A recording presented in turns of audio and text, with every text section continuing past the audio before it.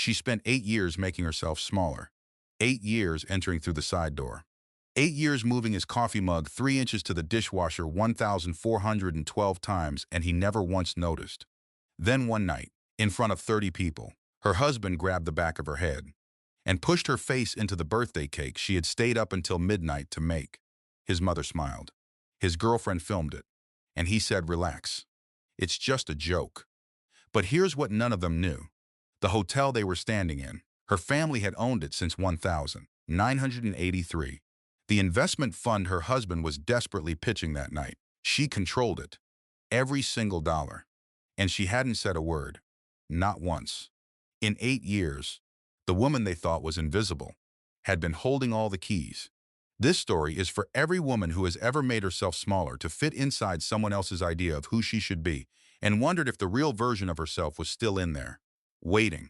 If this hit something in you, like, share, and drop a comment below telling me, when was the last time you stopped shrinking? Subscribe so you never miss a story that actually means something. There is a moment in every woman's life when she realizes that the person she loves most has stopped seeing her. Not a dramatic moment, not a single terrible fight. Just a quiet Tuesday morning when she moves his coffee mug from the counter to the dishwasher and understands, with sudden and absolute clarity, that she has done this exact thing 1,412 times, and he has never once noticed.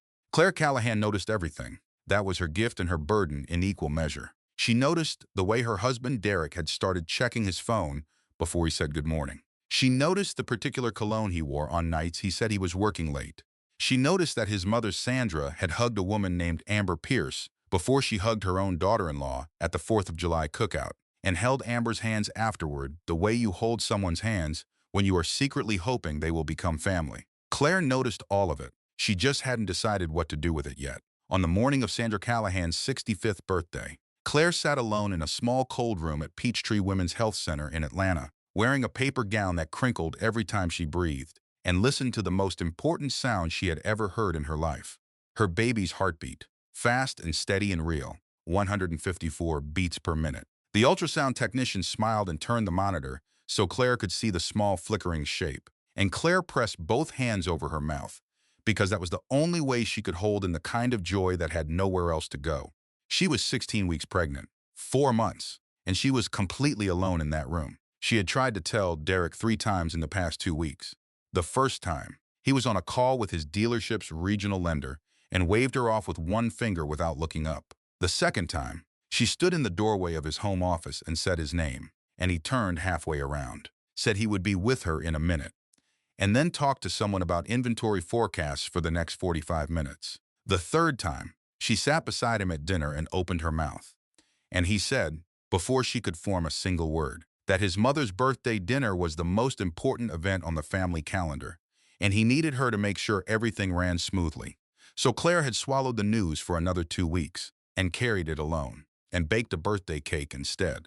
The technician printed the ultrasound photo and handed it to her gently. Claire sat in the parking lot for a long time after the appointment, holding the photo in her lap, with her hand resting on the small curve of her belly that she had been hiding under loose blouses for 3 weeks. She had decided something in that ultrasound room, tonight, after the cake, after the toasts, after Derek finished performing for his mother and remembered that he had a wife sitting beside him. She would take his hand under the table and tell him. She placed the photo on the passenger seat and drove towards Sandra's house. What she did not say to the ultrasound technician, what she had not said to anyone in the room that day or any other day in the past 8 years, was that her full name was Claire Ashworth Callahan, that the Callahan part had come from a marriage, that the Ashworth part had come from a family whose name meant something very specific to people who understood how money worked in the state of Georgia and in 10 other states besides. The Ashworth Family Trust had been managing private capital since 1961.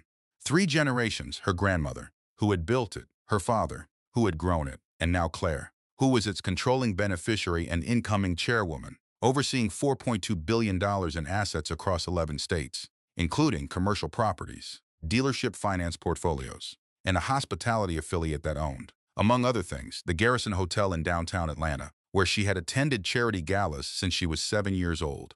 She had hidden all of it from Derek, not because she was ashamed of it, not because she thought it was wrong to have it, but because she had wanted, more than anything in her life, to be chosen for herself, not for her name. not for her family's money, for the woman she actually was. Early in the morning, with flour on her hands and no makeup, and her grandmother's gold key pendant at her throat, Derek had told her once, in the early years, that she was the most grounded woman he had ever met. He said it like it was the greatest compliment he could imagine, and she had believed, for a long time, that he meant it. She was beginning to wonder if what he had actually meant was that she was easy to stand on. She pulled into Sandra's neighborhood, checked her reflection in the rearview mirror, and touched the gold key pendant at her collarbone. Small, old, worn smooth at the edges from years of her thumb running across it when she needed to think. It had been her grandmother's, and before that, her great-grandmother's, and it had passed down through the Ashworth women, along with a piece of advice that each of them had translated differently but meant the same thing. Know which doors are yours to open. Claire adjusted the pendant, straightened her navy dress, and picked up the birthday cake she had spent 2 evenings making. Vanilla sponge, blue and gold buttercream, Sandra's colors. She carried it to the front door. She had no idea it would be the last thing she made for anyone in that house. The party had already started when she arrived. She could hear Sandra's voice through the open window, warm and projected, the voice of a woman who had spent 30 years deciding how rooms felt. Claire let herself in through the side entrance to the kitchen, which was where she always entered Sandra's house, because Sandra had never quite gotten around to giving her a key to the front. She set the cake on the counter and stood for a moment in the kitchen's particular light, looking at the blue and gold frosting and the careful lettering she had pie at midnight 2 nights ago. It was good work. She was proud of it. Then she took a breath, straightened her dress, and went to join the party. Sandra was holding court in the living room, surrounded by church friends and business contacts and 3 women from her garden club who came every year and always seemed slightly surprised to find themselves back. She wore cream and pearls, as she always did for important occasions, and she smiled the smile of a woman who was performing enjoyment for an audience she had curated. She glanced at Claire when she entered the room, said, with the particular warmth she reserved for people she tolerated, that she was glad Claire had arrived and that she hoped everything was in order in the kitchen. She did not introduce Claire to anyone. Derek was not there yet. Claire found a quiet corner near the fireplace and stood with a glass of sparkling water, and waited, and watched. She watched Sandra move through the room like someone conducting an orchestra she had personally trained. She watched Kayla, Derek's younger sister, circulate with her phone held slightly away from her body, angling for content, her commentary drifting back across the room in little bright fragments that were meant to sound casual and were anything but. She watched the front door, and when it opened 20 minutes after she had arrived, she felt the particular tightening in her chest that had become as familiar as her own heartbeat. Derek came in looking polished and certain, the way he always did at events that mattered to him. He filled a room with his presence before he filled it with conversation, and people turned toward him the way people turned toward something warm. He was not alone. Amber Pierce came in beside him in a green dress, the color of money. Her hand rested on his arm with the ease of someone who had stopped worrying about whether it was appropriate. She had dark hair and good posture, and the particular confidence of a woman who had decided several months ago that she had already won something, and was simply waiting for the paperwork to catch up. She was the marketing director at Callahan Premier Motors. Officially, Sandra opened her arms. There she is, Sandra said, warm and wide and genuine in a way Claire had rarely heard her be about anything. There is my girl. She held Amber's hands, squeezed them, turned briefly so the room could see. Then she hugged Claire, one hand on the back. Pat, pat. Claire smiled and said the cake was ready in the kitchen whenever Sandra wanted to cut it. Sandra said that was lovely and moved back toward Amber. Claire stood where she was for a moment. Then she went to refill her water glass and found a different corner and told herself, quietly and firmly, that tonight was not about any of this. Tonight she was going to tell Derek about their baby, after the cake, after the toasts. She pressed one hand briefly against her belly, where the heartbeat was, and waited. Dinner at Sandra Callahan's house operated on its own set of social rules, and those rules had one consistent purpose: to remind everyone at the table of their precise position in Sandra's estimation of the world. Sandra sat at the head of the table. She always sat at the head. Derek sat to her right, which was where she put people she was proud of. Amber Pierce sat to Derek's right, which was a decision Sandra had made while setting the table that morning and which communicated, with the efficiency of a well-placed word, everything she intended it to communicate. Claire sat across from them, between Sandra's friend Margaret, who asked Claire twice what she did for work and seemed not to hear the answer either time, and a man named Gerald who talked about property taxes for 40 minutes without pausing for a response. The food was good, Claire had nothing to do with it, which Sandra mentioned twice. She watched Derek across the table. She watched the way he leaned toward Amber when she spoke, the way his face opened up, became younger somehow, the version of himself he showed people he was trying to impress. He told a story about a regional dealer summit coming up in Atlanta, about investors, about the Callahan name finally getting the attention it deserved. His hands moved expressively. His voice carried. Nobody asked Claire a question that was not about passing something. She moved through the evening the way she had learned to move through Sandra's events over 8 years of marriage. Quietly, efficiently, pleasantly. She refilled water glasses that were running low before anyone noticed. She caught a fork that slid off the table beside Margaret and replaced it with one from the sideboard. She smoothed over a lull in conversation between Gerald and a man named Thomas by asking Thomas about his daughter's recent graduation, which she remembered from a Christmas card 2 years ago, and watched Thomas brighten. She made the room easier to be in. She had always been good at that. Derek did not notice. Engagement moment number 1 was building quietly in the room, in the space between who Claire was and how she was being treated. And every woman watching would feel it before they could name it. Because most of them had been in a room like this. Most of them had been the person working quietly to make everyone else comfortable, while someone across the table smiled at someone else. That specific invisibility. That specific tired. When Claire excused herself to use the restroom, she stood at Sandra's guest bathroom sink with both hands on the basin and looked at herself for a long moment. The navy dress, the pinned hair, the slight puffiness around her face that came from being 16 weeks pregnant and not sleeping well. The gold key pendant catching the bathroom light. She touched her belly once, just once, after the cake, she told herself.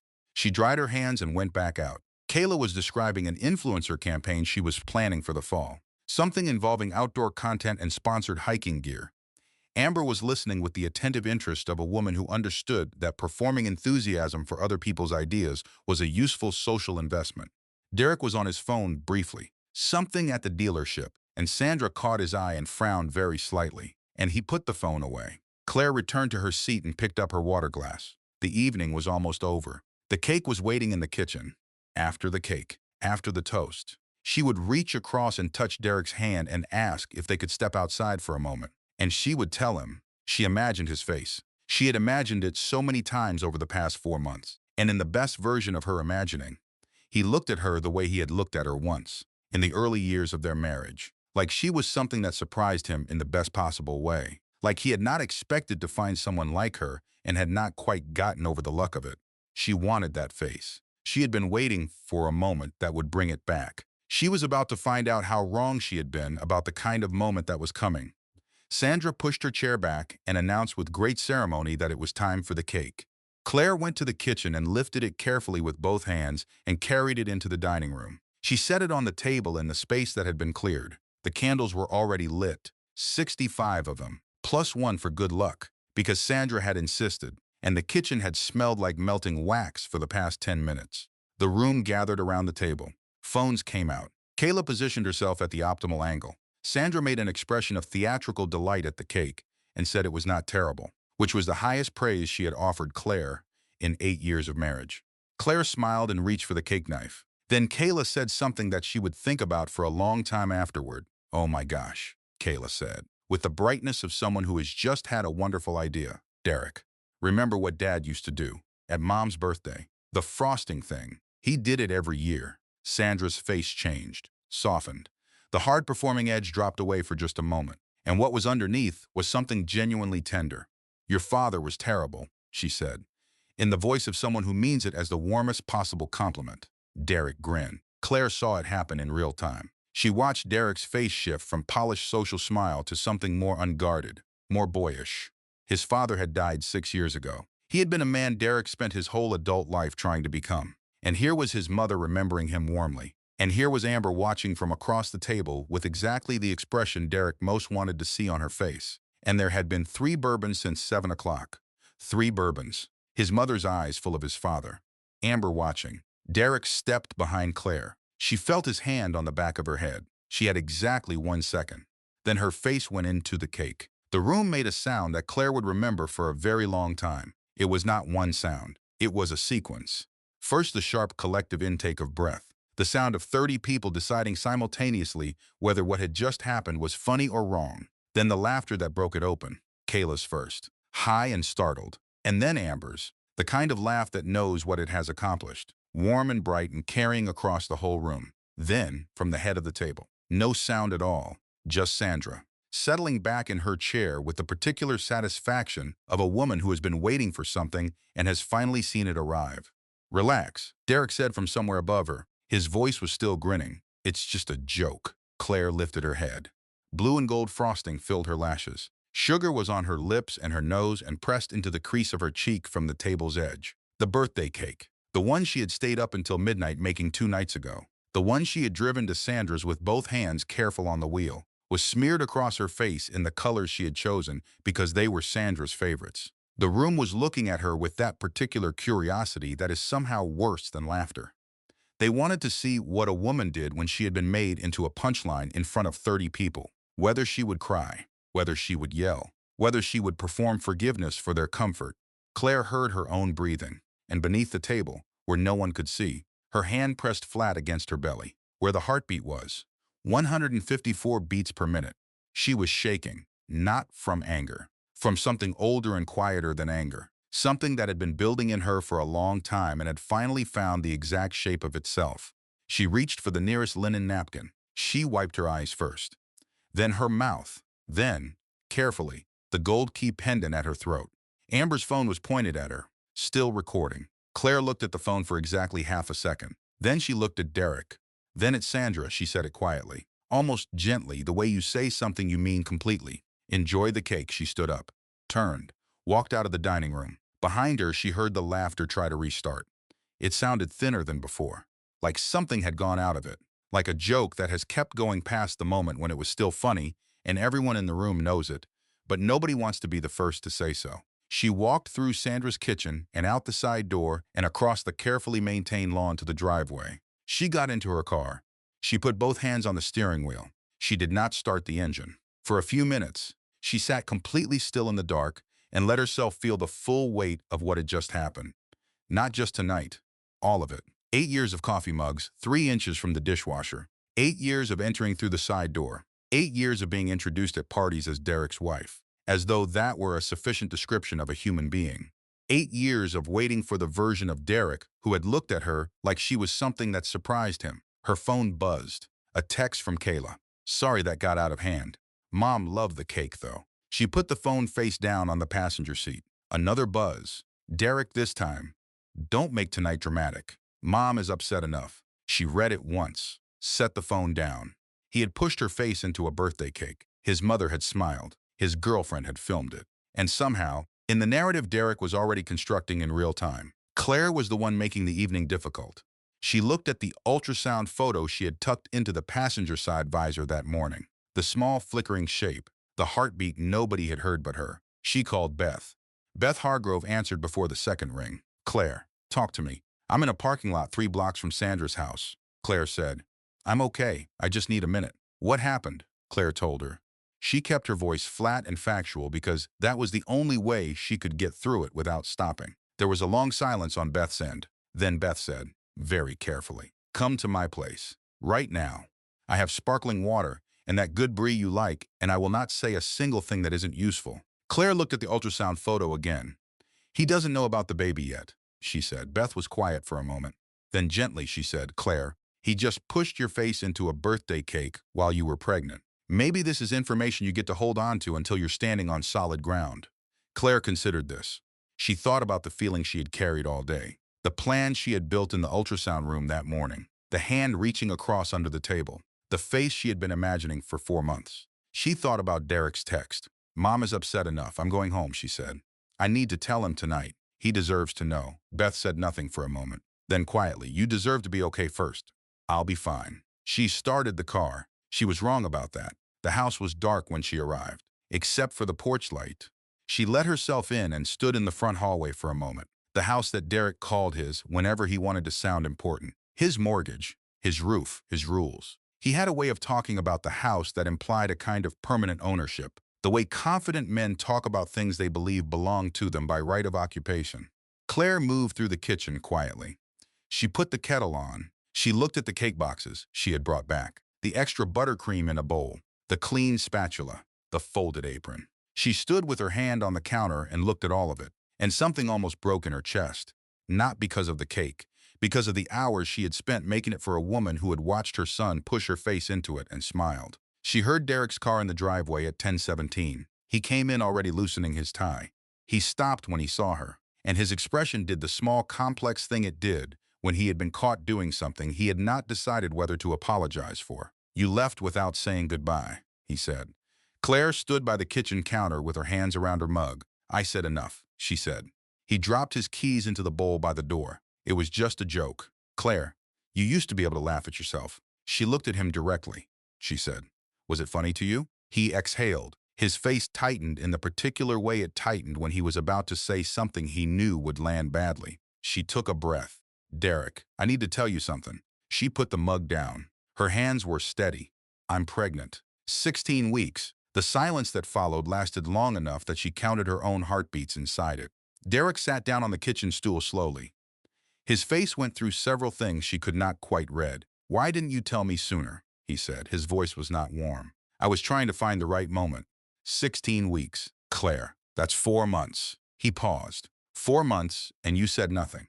She felt something shift in the room. She had imagined this moment differently. She had imagined it many times. And it had never looked like this. It had never been his face doing what his face was doing now, which was the face of a man calculating rather than feeling. Tonight wasn't exactly. She started. He cut her off. He stood up, ran one hand through his hair. "My mother's birthday," he said. "You chose tonight." He stopped himself, looked at the floor, and then in a voice that was quiet and almost gentle and completely devastating, he said the words she would hear in her sleep for months afterward. "I just need to think." He walked upstairs. The bedroom door closed.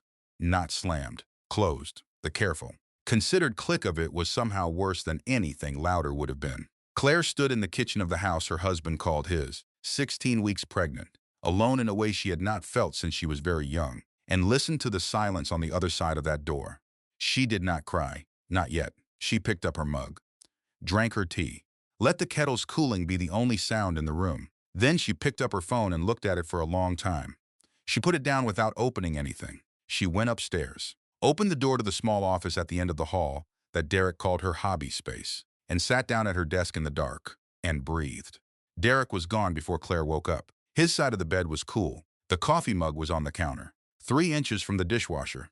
She moved it without thinking and stood at the window with her tea and watched the early October light come across the backyard and told herself to be systematic. She was good at being systematic. It was one of the things she had learned to be over the years, because the alternative was feeling everything at once, and she had found that useful work done carefully was a better container for grief than anything else she had tried. She opened her laptop. Credit monitoring was something she had set up 2 years ago, quietly, because she had noticed certain patterns in their joint accounts that she could not quite explain and had decided that documentation was always better than assumption. The alert had come in overnight. She had missed it with everything else. She clicked it open. A credit card in her name. Not a joint card. Her name. Application submitted 6 weeks ago.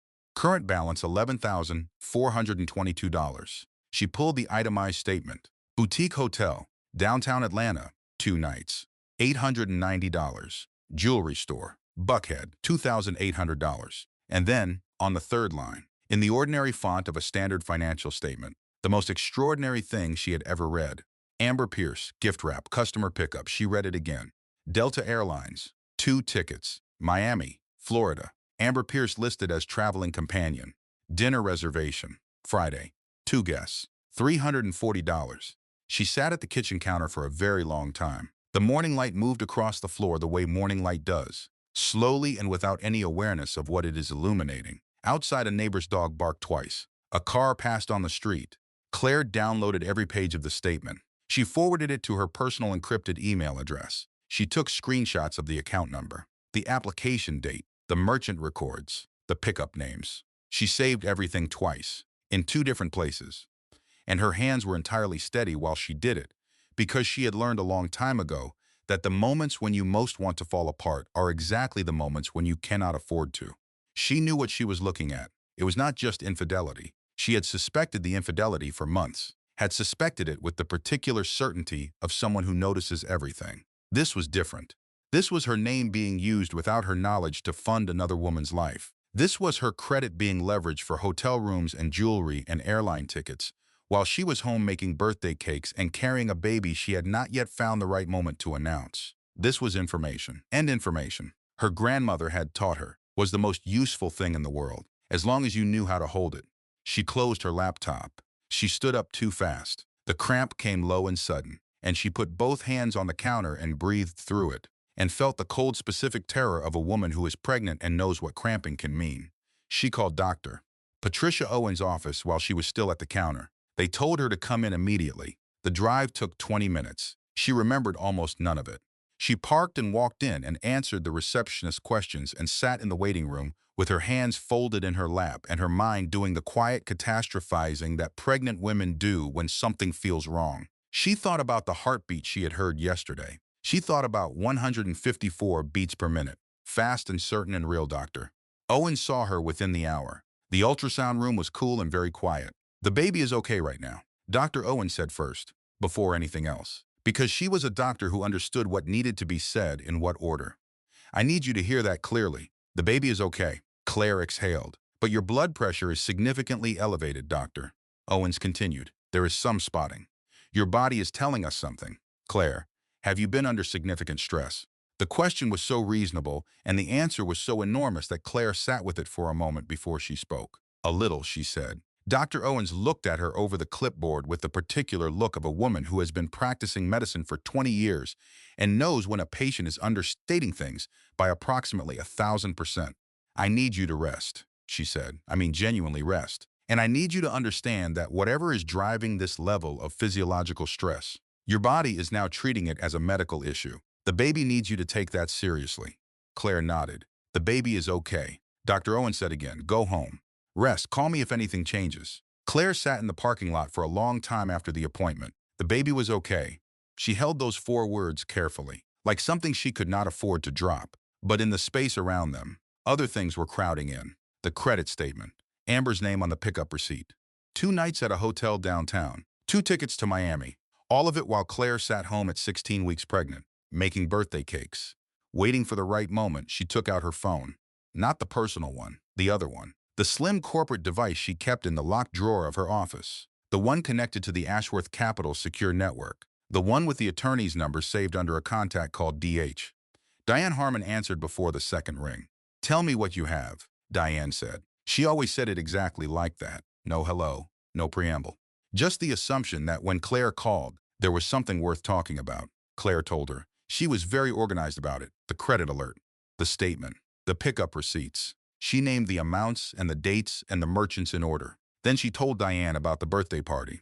Then she told her about Derek's reaction to the pregnancy. There was a silence on Diane's end that had a specific quality to it, not shock. Diane Harmon had been practicing family law for 28 years and was not easily shocked. More like a skilled carpenter looking at a piece of work and identifying exactly what tools it was going to require. Send me everything tonight, Diane said. Screenshots, account notices, the credit alert PDF, every text from Derek or Amber that you have saved, any financial monitoring from the joint accounts going back 6 months, forward it all to the secure portal. Claire looked at the hospital building through the windshield. He opened a card in my name, she said. He used my information, I know. He thinks I don't have a lawyer. There was a brief pause on Diane's end, a pause with a temperature to it. Then let him keep thinking that, Diane said. For now. Claire pressed her thumb over the small ridges of the gold key pendant at her throat. I don't want this to become about punishment, she said. It won't, Diane said. It will be about evidence. The next 4 days were ordinary on the surface and extraordinary underneath. Derek came home at normal hours. He was careful with her in the way that people are careful with people they have made a calculation about. Not warm, not cold. Careful, he asked, once if she had been feeling okay. And she said she had a doctor's appointment and everything was fine. And he nodded and went back to his phone. He did not ask about the baby. She did not bring it up. She moved through the house quietly, collecting things, not dramatically, not in any way that could be noticed. Just the steady accumulation of documentation that Diane had asked for. Every financial alert forwarded to her encrypted email, every text saved with a timestamp, a photo of the credit statement, a photo of the pickup receipt that she had obtained through the bank's fraud inquiry line, where a very patient representative named Carol had walked her through the process of reporting unauthorized account usage. She sat in her locked office each evening and worked from the secure laptop and outside the door. Derek moved around the house, making the sounds of a man who lived there, and she listened to him and felt the strange doubled quality of knowing something he did not know she knew. Diane called on the third morning. "The bank has acknowledged the fraud inquiry," she said.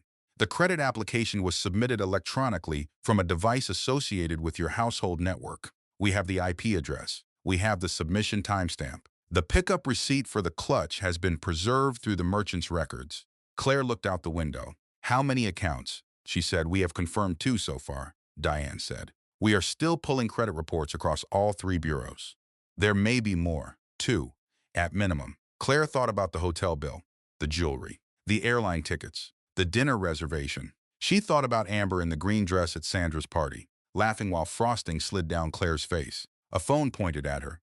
She thought about how completely ordinary betrayal looked from the outside when you were not the one standing in it. "Here is what I want you to do this week," Diane said. "Do not confront Derek about any of this. Do not change your behavior in any way that signals you have information.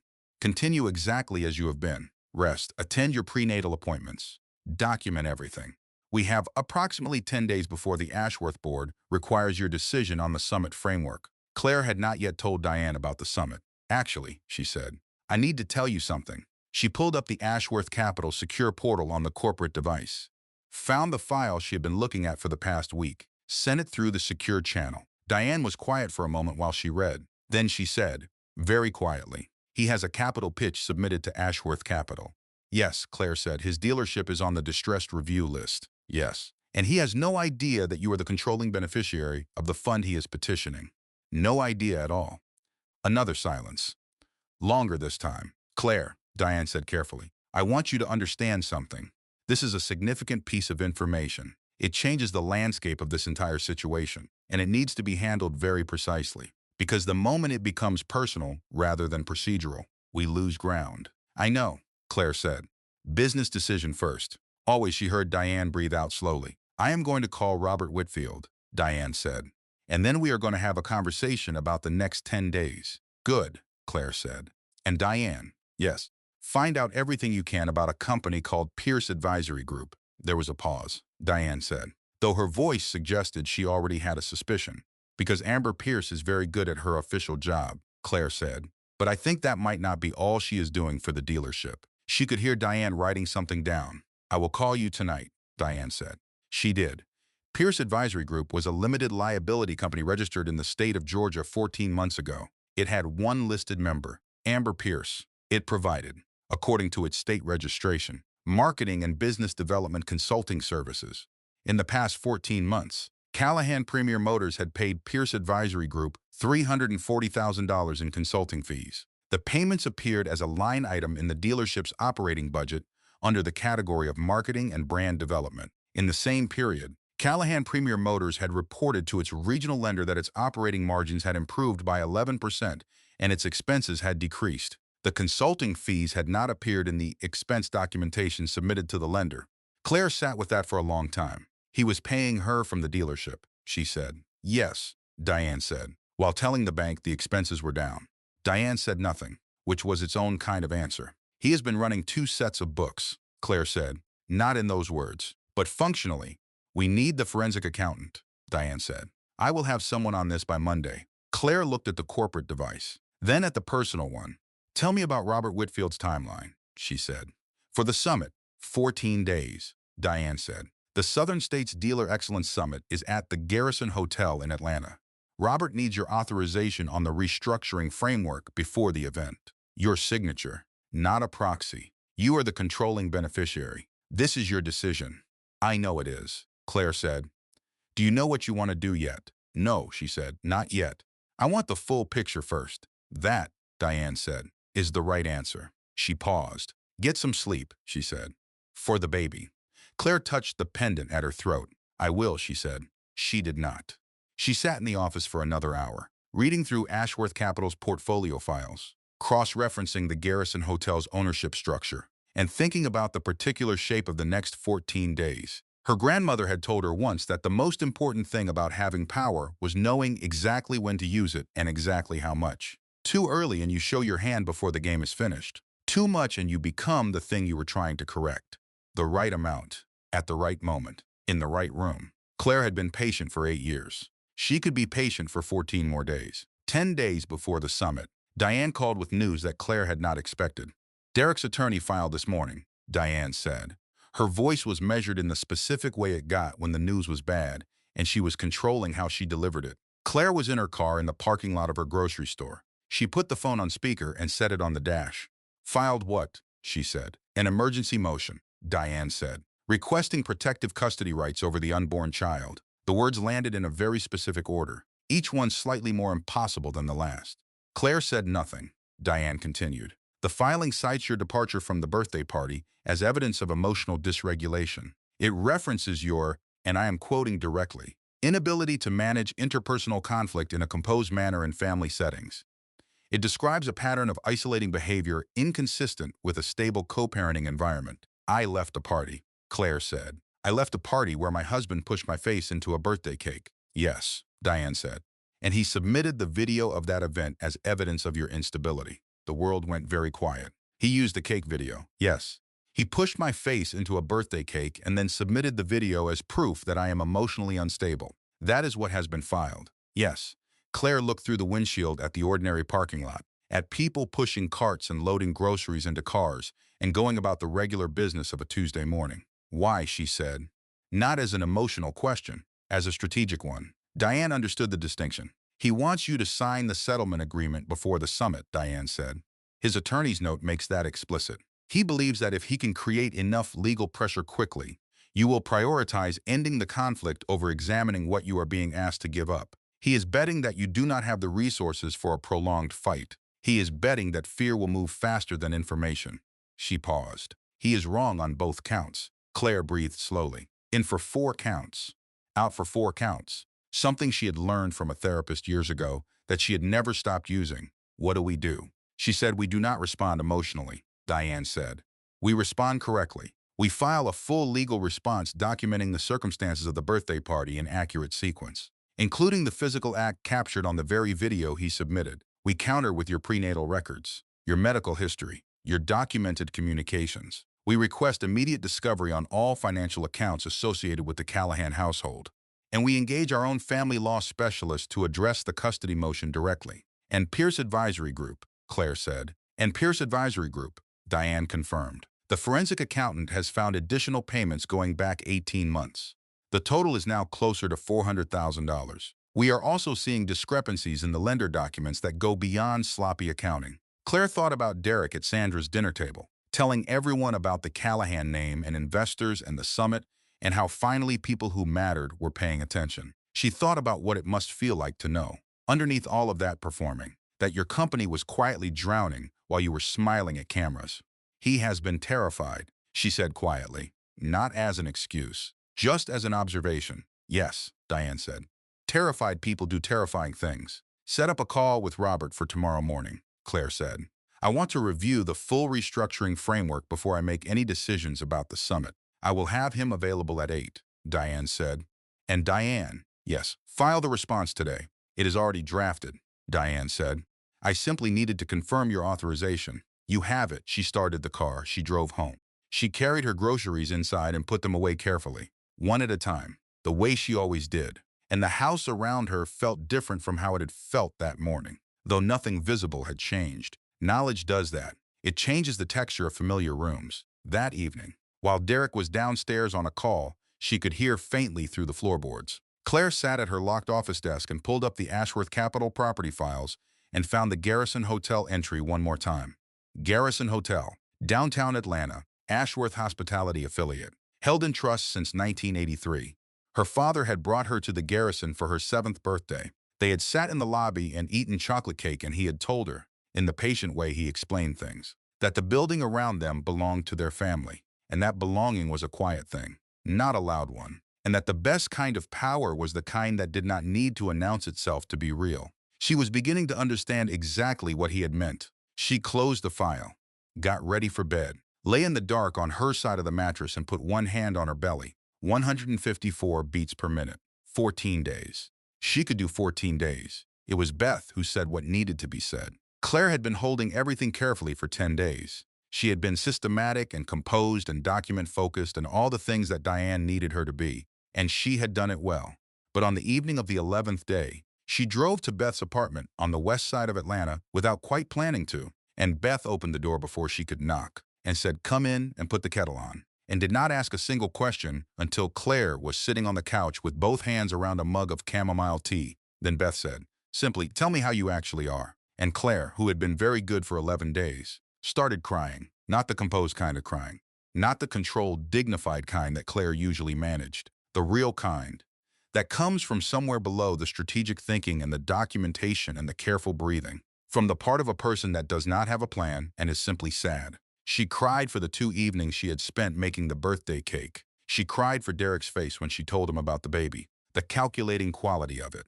She cried for the ultrasound room and the heartbeat she had heard alone. She cried for the 8 years of entering through the side door and moving coffee mugs and making rooms easier for everyone except herself. Beth sat beside her and did not say anything useful or strategic or forward-looking. She just put her hand over Claire's and stayed there. After a while, Claire wiped her face and drank some tea. "I keep thinking," she said, "that somewhere in the middle of it, I stopped knowing the difference between patience and disappearing." Beth was quiet for a moment. "Do you know the difference now?" she asked. "Yes," Claire said, "I think I finally do." They sat for a little longer in the warm kitchen, with the tea and the lamp on the side table, and it was the most comfortable Claire had felt in several weeks. This was the scene that every woman watching would recognize. Not the drama, not the legal maneuvering, not the power reversal at the gala. This, 2 women in socks on a couch at night. The specific kindness of being with someone who has known you long enough to let you fall apart without making it about them. Then Claire dried her eyes, poured more tea, and said, "Tell me what I need to know about the summit." They reviewed it together, Claire and Beth, with the corporate device on the coffee table between them, going through Robert Whitfield's briefing document, while Beth asked practical questions that had nothing to do with emotion and everything to do with logistics. The summit was in 3 days. The Garrison Hotel, downtown Atlanta. 1,200 guests, regional dealership owners, lenders, capital partners, industry executives, Ashworth Capital as lead sponsor. Robert Whitfield introducing Claire as the incoming chairwoman during the main ceremony at 8:15 in the evening. Derek and Amber would be at table 19, in the center of the room. Beth looked at the seating chart and then looked at Claire. "He has absolutely no idea," Beth said. "None," Claire said. "He is going to walk into a room that his wife's family has owned for 40 years, Beth said, "to ask for money from a fund his wife controls, with his girlfriend on his arm." "Yes." Beth set her mug down. "Claire," she said, "I need you to know something. I have been your friend for 14 years. I have watched you make yourself smaller for people who did not deserve the space you gave up. And what I need you to understand is that whatever happens at that gala, whatever the legal outcome is, whatever the next chapter looks like, the most important thing that is going to happen in the next 3 days is not the reveal. It is not the documents being served or the power or any of the rest of it." She looked at Claire directly. "The most important thing is that you are going to walk into that room as yourself, maybe for the first time in 8 years. And I need you to not spend the next 3 days being afraid of that." Claire held that for a moment. Then she said, "I am not afraid of it." And she meant it.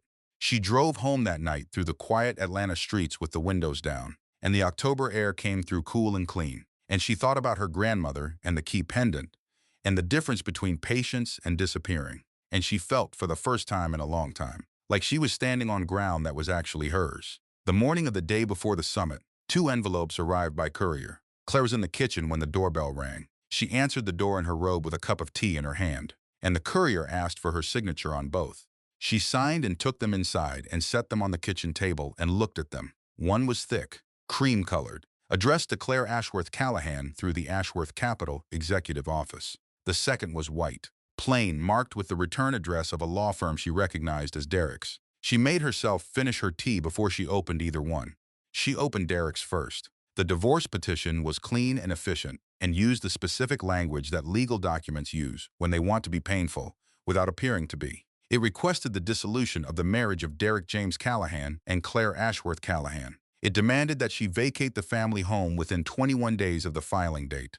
It outlined her allowable personal property, clothing, personal effects, kitchen appliances of sentimental value. Kitchen appliances of sentimental value. She read that twice. The stand mixer she had brought into the marriage from her apartment. The copper bowl her grandmother had given her. The man who had mocked her for baking had taken the time to tell his attorney she could keep the mixer. The unborn child was referred to throughout as the minor child. Custody arrangements would be determined post-birth, contingent on psychological evaluation of both parties. And at the bottom, a note from Derek's attorney. Mr. Callahan requests that Miss Callahan execute the settlement agreement prior to the summit event tomorrow evening. He believes this timeline serves the interests of both parties and will reduce the need for extended legal proceedings.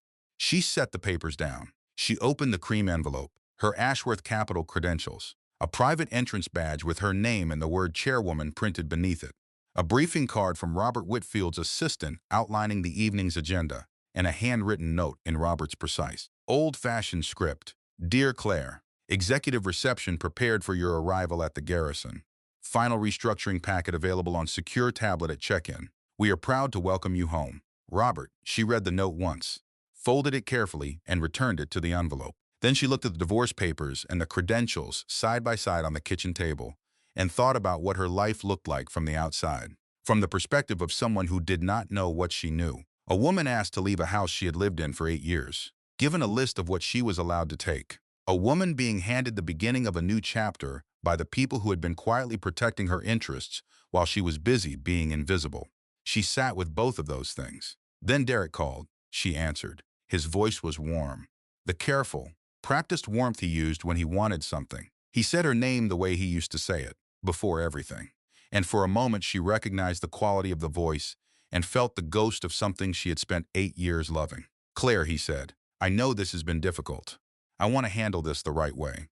I want to be fair. If you sign the papers before tomorrow evening, we can keep this simple. No courts, no extended proceedings. You take what's yours. I make sure you are set up well. This does not have to become a war. Reasonable, she said, just the word. Flat. I know I have not handled everything perfectly, he said. He paused. There is something I should tell you. I would rather you hear it from me. She waited. Amber is pregnant. The kitchen was very quiet. She is 14 weeks, he said. I found out a month ago. A month ago. She counted backward with the precision of a woman who had been keeping close track of timelines. A month ago was 3 weeks before Sandra's birthday party. A month ago was 3 weeks before he pushed her face into a birthday cake and told her to relax. It was just a joke. I wanted to tell you, he said, in a voice that was already constructing the version of this story he planned to live with. This is complicated, and I know that. But we can make this clean. Claire, just sign before tomorrow. Let me move forward and you can move forward. There is no reason for this to become ugly. She was quiet for a long time. He had known for a month. He had known while she stood in the ultrasound room alone, listening to their baby's heartbeat and trying to find the right moment to tell him. He had known while he performed at his mother's birthday dinner. He had known while his hand was on the back of her head. He wanted her to sign before tomorrow because tomorrow she would walk into the room where he planned to build his future, and he needed her gone before that happened. She looked at the cream envelope on the table, the private entrance badge, the word chairwoman. Then I hope the summit gives you exactly what you deserve, she said. That's the spirit, Derek said, with genuine relief in his voice. He hung up. Claire set the phone down and looked at the kitchen she had cooked in for 8 years. The copper bowl on the counter, the stand mixer on the shelf, the ultrasound photo taped to the refrigerator, the small flickering shape with the 154-beat heart. She went upstairs. She opened the locked desk drawer and took out the corporate device. She took out the private entrance badge and held it in her palm. Then she went to the closet and found the navy wrap dress she had set aside 2 weeks ago. Simple, no glitter, no need to compete with anything. She laid it on the bed. She pressed her hand to her belly once. Then she went to get dressed. Derek Callahan walked into the Garrison Hotel ballroom at 7:45 in the evening, looking like a man who believed the night had been designed for him. He wore a new tuxedo. He had gone to 2 fittings. He had practiced, though he would never have admitted this, the particular way of entering a room that suggested he had always been in rooms like this. That rooms like this were simply the environment in which Derek Callahan naturally existed. Amber was beside him in a dark green gown. Her pregnancy was not yet visible at 14 weeks, but she carried herself with the forward-leaning assurance of a woman who has decided she has already arrived at the destination she was heading for. Her hand rested on Derek's arm. He covered it with his own. Sandra was 4 steps behind them. Pearls and cream, upright and watchful. Kayla beside her with her phone angled for the entrance shot, caption already forming. They were shown to their table, center of the room. Good placement. Derek noted this with satisfaction. You could tell a lot about how a room was organized by where they put you. He ordered champagne. He introduced Amber to two men at the neighboring table as his partner, letting the ambiguity of the word do its work. He told a man named Richard about the summit's significance for Callahan Premier Motors, the growth plan, the investor interest, the momentum that was finally building. Richard nodded with polite attention. Kayla leaned toward Sandra and said something about the chandeliers.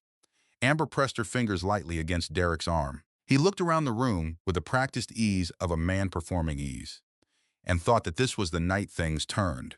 This was the room where the Callahan name became what he had always told people it was going to become. He had no idea, 2 floors above him, in the Ashworth Capital private reception suite. Claire stood at the window with Robert Whitfield and looked at the Atlanta skyline and the way the city's lights spread out below like something scattered. "You are ready," Robert said. It was not a question. "Yes," Claire said. "The board is in agreement on the restructuring framework. Callahan Premier Motors will be reviewed as part of the standard distressed partner process. No special treatment in either direction." "None," Claire said. "Business first." Robert nodded. He was 61 years old and had been managing significant capital since before Claire was born. And he had the specific quality of older men who have seen many things and retain the capacity to be impressed by the right ones. "Your grandmother would have handled this exactly the same way," he said. Claire touched the gold key pendant at her collarbone. "I know," she said. At 8:15, the ballroom lights shifted. The host stepped onto the stage and welcomed the room with the broad warmth of someone who understood that a room full of money needed to feel good about itself before it would open up. Ashworth Capital was introduced as the evening's lead capital sponsor. The host described it in the phrases that had been prepared. 3 generations of investment. 11 states. The quiet reshaping of Southern infrastructure. The kind of language that means enormous amounts of money without ever saying so directly. Derek clapped politely. The name meant prestige to him, access. The possibility of a conversation that could change things. He leaned toward Amber and said, quietly, "If we get in with Ashworth tonight, everything changes." She squeezed his arm. The host continued. He described a leadership transition within the firm. He mentioned that the incoming chairwoman had, for personal reasons of long standing, chosen to live outside public life for the duration of her marriage, and that this evening represented a change in that position. Derek stopped clapping. Something about the phrasing, the duration of her marriage. The side doors on the right side of the ballroom opened, and Claire walked in. She came from the side, not from backstage, not announced by fanfare. She simply entered, the way you enter a room when you have always been welcome in it. 2 Ashworth executives stepped back to give her space. The spotlight that had been following the host caught her without fanfare. Just the ordinary consequence of a room's light finding the person who has entered it. She wore the navy wrap dress, low heels, her hair down, simply. The gold key pendant at her throat, catching the light the way it always had. And her baby bump, now 5 months. Visible and unhidden, the room turned, table by table, head by head. The slow collective movement of 1,200 people registering that something was happening. Derek saw her at the moment the spotlight did. He did not move. His champagne glass stopped halfway to his mouth and stayed there. Amber's hand on his arm went rigid. Sandra said, very quietly, "No, just that word. All the air in it." Kayla lowered her phone. Claire did not look at their table. Not once, not a glance, not the smallest acknowledgement of its location. She walked past them with the particular composure of someone who no longer needs to prove anything to the people in that row. She climbed the 4 steps to the stage. Robert Whitfield extended his hand. She took it briefly and turned to the room. "Ladies and gentlemen," Robert said, "it is my honor to introduce the incoming chairwoman and controlling beneficiary of the Ashworth Family Trust, Miss Claire Ashworth Callahan." The room rose, not because of drama, because of presence. Because there were people in that ballroom who had known the Ashworth name for decades and understood in an instant what it meant that she had been here all along. Claire took the microphone. Her voice was steady, not triumphant, not performing anything, just steady and clear and genuinely hers. "Ashworth Capital was built on a principle," she said. "That capital should go to the people who are honest about what they are building, not what they want people to believe they are building. What they are actually, genuinely building. Tonight, that principle guides every decision we make." She looked at the room, not at any specific table, including the ones we are making in this room. She handed the microphone back to Robert. The restructuring presentation loaded on the screen behind them. 5 regional dealerships, names and numbers, and the particular language of financial review that told a precise story for those who knew how to read it. Callahan Premier Motors appeared on the 4th slide. $1.2 million in undisclosed liabilities, $340,000 in unsubstantiated consulting payments to Pierce Advisory Group, revenue projections submitted to regional lenders that diverged significantly from operating statements. Two board members rose quietly from their table near the back and moved toward the legal team stationed near the door. Derek stood up from his chair. He did not know which direction to go. He stood in the center of the room's attention with his champagne glass and his new tuxedo and the practiced ease of a man performing ease. And for the first time all evening, the performance failed completely. Amber looked at the exits. Sandra stared at the screen. Kayla's phone was in her lap, face down. The executive conference room on the third floor of the Garrison Hotel was everything its name suggested. Clean lines, glass walls overlooking a corridor where the evening's catering staff moved quietly with purpose. A long table with 12 chairs, bottled water at each position. The air temperature precisely controlled. Diane Harmon sat on one side with a folder in front of her that contained more organized documentation than Derek's attorney had assembled in his entire career. She had been waiting for this room for 3 weeks. She looked entirely comfortable in it. Derek sat across from her. His attorney was beside him, a man named Patterson, who had stopped looking confident approximately 45 minutes ago. Sandra on Derek's right, Kayla beside Sandra, unusually quiet, her phone remaining in her bag. Amber stood near the door. She had not been offered a chair, and she had not asked for one, and the distance between her and the table communicated something about how she understood her position that she had not yet put into words. Claire stood at the far end of the table. She was not sitting. She was not performing authority. She simply stood at the end of the table that was hers to stand at, in the room that her family's trust had been hosting events in since 1983. And she was composed in the way that people are composed when they have finally stopped managing other people's comfort and started simply being themselves. Diane worked through the documentation methodically. Divorce response, she said. Full legal challenge to all property and occupancy claims, supported by the Maple Key Trust documentation executed at the time of the purchase of the Callahan family home. Mr. Callahan signed this documentation. He was advised to seek independent counsel before signing. He declined that advice. The trust predates the marriage by 11 years and was funded through Ashworth family assets. Patterson looked at Derek. Derek was reading the first page. Fraud notice. Diane continued. Unauthorized credit accounts in Claire Ashworth Callahan's name. Applications traced to devices and network addresses associated with the Callahan household. Itemized purchases have been preserved through bank records, merchant statements, and pickup receipts. 2 accounts confirmed. A third is under review. Financial disclosure demand, she continued. All records associated with Pierce Advisory Group. All operating account transfers from Callahan Premier Motors over the previous 18 months. All documentation submitted to regional lenders in the same period. Evidence preservation notice, she said finally. All electronic devices, accounts and communications associated with Derek James Callahan, Amber Pierce, and Callahan Premier Motors are required to be preserved in their current state pending legal proceedings. She closed the folder. Patterson leaned toward Derek and said something quietly. Derek nodded once, the nod of a man who is buying himself time while he recalculates. Then Amber spoke. Her voice was smaller than it had been at any point in the past several months. She was still near the door, and she had the envelope she had been served downstairs in both hands, pressed against her chest. He told me it was a company card, she said. She was looking at the middle distance, not at Derek, not at Claire, not at anyone in particular. He said Claire had separate accounts and did not track the household ones. He said she would not notice. Derek said, Amber, stop talking. He told me to put my consulting invoices through separately, she continued, as if he had not spoken. He said it was cleaner that way. He said it was normal for dealerships to structure it like that. Derek said her name again, harder this time, but Diane had already written it down, and Derek's attorney Patterson was writing something down also, though his expression suggested that what he was writing was primarily notes about his own potential complications. Kayla said, very quietly, oh my God. Sandra said nothing. She was looking at the table. It was the first time in Claire's memory that Sandra Callahan had been in a room and not found something to say. Derek looked across the table at Claire. When he spoke, his voice had lost the smooth performing quality it usually carried. He sounded, for the first time, like a person rather than a presentation. You could have told me, he said, about Ashworth, about the trust, about any of it, if I had known. Claire looked at him directly. We could have what, Derek? He did not answer. She let the silence sit. Then she said it, quietly, because she had been thinking about this exact thing for 10 days, and she wanted to say it exactly once. You wanted a wife who needed you.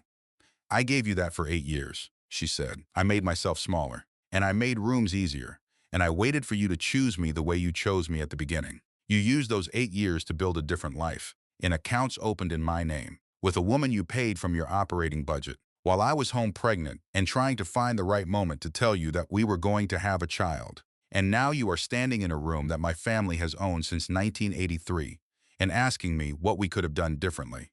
She touched the gold key pendant at her throat once. Go find your attorney, she said. Mine is better. She turned toward Diane. Derek got up from the table. She heard him in the corridor before the door was fully closed. She heard him say her name. She looked at Diane, who gave a small precise nod that meant, it is your choice. Claire walked back through the conference room door into the corridor. Derek was standing there. His tuxedo jacket was open.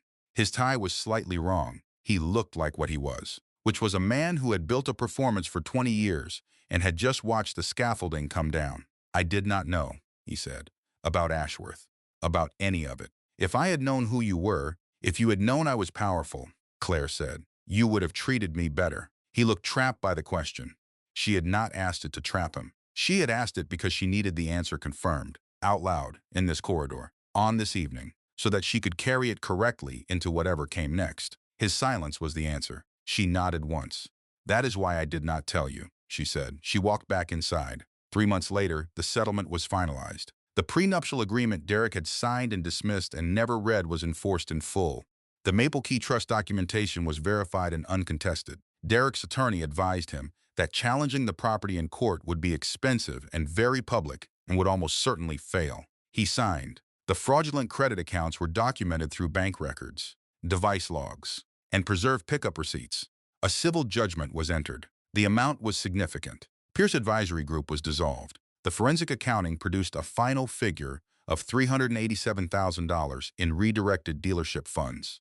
Amber settled her civil liability privately and left Atlanta in early spring. She did not announce her departure. Callahan Premier Motors remained open. Claire had been clear about this with Robert and with Diane from the beginning. 43 people worked there, mechanics and salespeople and administrative staff who had nothing to do with any of the rest of it, who came to work every morning and had families they went home to at night. Claire did not close the dealership. It continued under external financial oversight with new leadership controls. Derek retained a reduced role for 7 months, attending fewer and fewer meetings, until his lenders made it clear that their continued relationship required a transition he was no longer in a position to delay. He submitted his resignation in the spring. He accepted the settlement. He moved to a smaller apartment on the north side of the city. He called Claire twice in the months that followed, both times late in the evening, both times with the particular quality of a man who is not quite sure what he wants to say but needs to say something. She did not answer. She was not angry. There was simply nothing left in that direction that required her participation. Sandra sent a formal letter of apology through her own attorney. It was carefully worded and arrived 3 weeks after the settlement. Claire read it once, acknowledged it through Diane's office, and placed it in a file. Kayla deleted the birthday cake video. Copies had already been preserved by Diane's firm, time-stamped and authenticated. Kayla's original caption, with its particular quality of cruelty dressed up as humor, remained attached to screenshots that circulated in the dealership world for longer than Kayla had expected. She was quiet on social media for several months after that. Vivian called 6 times. On the 7th call, she left a voicemail that had a different quality from the others. The polished edge was gone. She said the word family several times. She said that emotions had been high and things had been said that she did not mean the way they sounded. She said she hoped Claire would consider a conversation. Claire listened to the voicemail once, forwarded it to Diane, did not call back. That silence was not bitterness. It was a boundary. Claire moved into a smaller apartment in November, more light than the house, closer to her father's care home, closer to the Ashworth downtown office, where she had begun to meet with Robert and the board twice weekly as she transitioned formally into the chairwoman role. The apartment had a good kitchen, wide windows over the street. A spare room she was setting up with a crib and a rocking chair and a small bookshelf that Beth had helped her paint white on a Saturday afternoon with music on and paint in their hair. On the evening of the 23rd of December, Claire sat in the good kitchen with Beth on the other side of the counter, and a baby name book open between them and a bowl of blue and gold buttercream on the stove that she was waiting to come to room temperature. They were arguing about middle names. Beth kept suggesting names from 19th century literature that she insisted were having a moment. Claire kept saying no with the specific firmness of a woman who has decided many things recently and knows her own mind. Her daughter had been born 12 days earlier. She weighed 7 pounds and 2 ounces. She had been born in the morning, in good light, with Beth on one side and Dr. Owens across the room, and she had announced herself to the world with the particular force of someone who has been waiting and has things to say. Claire had named her Eleanor Ashworth Callahan, Ellie for now, because she was 12 days old and names like Eleanor needed a few years to grow into. Ellie was asleep in the bassinet in the corner of the kitchen, in the warm light of the lamp, under a blanket Beth had chosen because it had small gold stars on it, and Beth had said it was essential. Claire looked at her sleeping daughter, at the small certain face, at the way she breathed with complete and unconscious trust in the safety of the room around her. She pressed one hand to the counter and felt the warmth of it under her palm.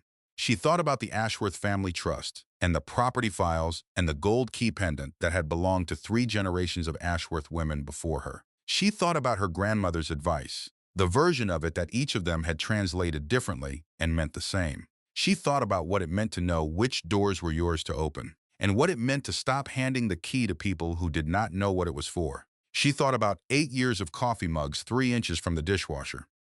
She thought about the birthday cake and the frosting in her eyelashes, and the single line she had said as she walked out of that room. Enjoy the cake. She had enjoyed nothing in that room, but she had said it with complete sincerity, because she had meant something different by it than anyone listening understood. She had meant, this moment is yours, and what you are building here, and the smallness of it. I will not be in this room when you are finished. She had been right about that. She lifted the bowl of buttercream from the counter. The cake layers were cooling on the rack behind her. Blue and gold, the same colors she had chosen for Sandra's birthday party. She was making them again because they had been her grandmother's colors first, and some things you reclaim simply by refusing to give them away permanently. Beth said, "What about August?" As a middle name. Claire said, "Absolutely not." Eleanor, Beth said, trying again. Eleanor August Callahan. It sounds like a president. Eleanor needs to be whoever she is, Claire said. Not a president. She sounds like a president, Beth said. I mean that as a compliment.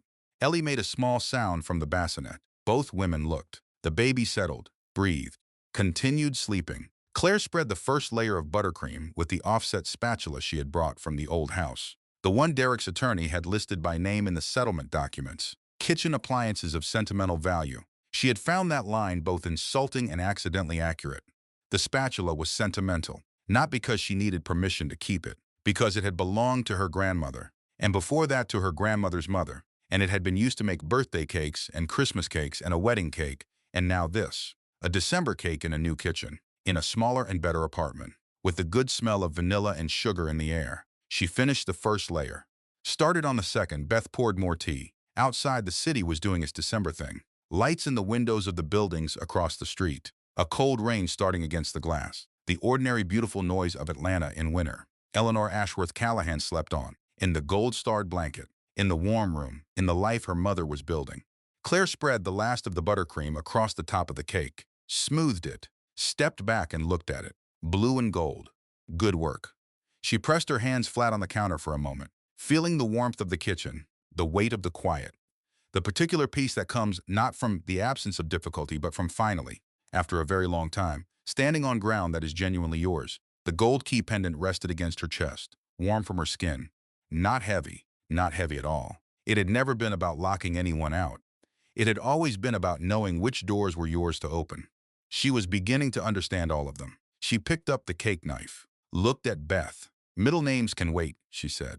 Absolutely, Beth said. Cut the cake. Claire did. A final word. For anyone who has been in a room like the ones in this story. If you have found a financial account in your name that you did not open, act today. Screenshot everything. Forward it to an email only you can access. Call your bank and place fraud alerts on all 3 credit bureaus, Equifax, Experian, and TransUnion. Then call an attorney. Do this before you have any other conversation. Evidence disappears the moment the person who created it knows you have found it. If you are in a marriage and have not reviewed your financial documents, your prenuptial agreement, if you have one, your property titles, your joint accounts, review them. Not because you do not trust your partner, because you are an adult with a right to understand what you have signed and what you own. If you are pregnant in a difficult situation, Document your prenatal care. Keep a dated record of your appointments, your communications, your daily life. Courts look at patterns of behavior over time, not at isolated moments. The paper trail of who you actually are is more powerful than any argument someone else tries to make about you. If someone has humiliated you in a room full of people and every instinct tells you to either collapse or retaliate, do neither. Control your response. The person who controls their response controls the story. You do not owe anyone a performance of forgiveness. You owe yourself a choice about what comes next. And if you have spent time making yourself smaller for people who are not paying attention, this is worth knowing. The moment you stop shrinking is not dramatic. It is not a single revelation in a ballroom. It is much quieter than that. It is a Tuesday morning when you decide, without announcing it, to take up the space that was always yours. The person who underestimates you is not your judge. They are simply someone who has not been paying attention. You do not have to correct them loudly. You just have to keep showing up until the room finally calls your name. If this story stayed with you, share it with someone who needs it. She will know why you sent it.